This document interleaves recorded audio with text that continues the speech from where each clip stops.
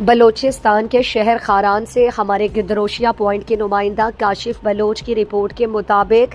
نامعلوم چوروں نے گزشتہ شب شاہوانی چوک بازار خاران میں واقع فلاحی ادارہ Iqra blood bank and foundation Kharan کے دفتر سے کمپیوٹر مانیٹر اور ایک عدد سولر پلیٹ چوری کر لی گئی۔ واضح رہے کہ اقرا بلڈ بینک خاران بازار کے ایک معروف شاہراہ شاہوانی چوک کے بشارت مارکیٹ میں واقع ہے،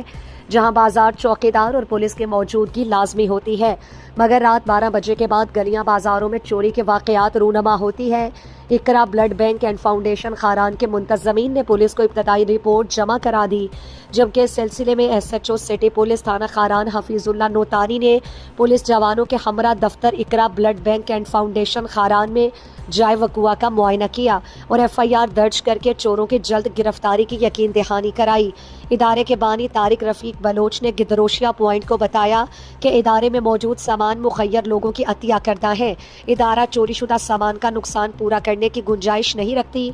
اور خاران سے منتخب نمائندگان اور ضلع انتظامیہ پولیس ذمہ داران فوری نوٹس لے کر چوروں کو گرفتار کر کے چوری شدہ سامان برآمد کرائے تاکہ انسانی خدمت کے جاری سلسلے میں خلل نہ ہو۔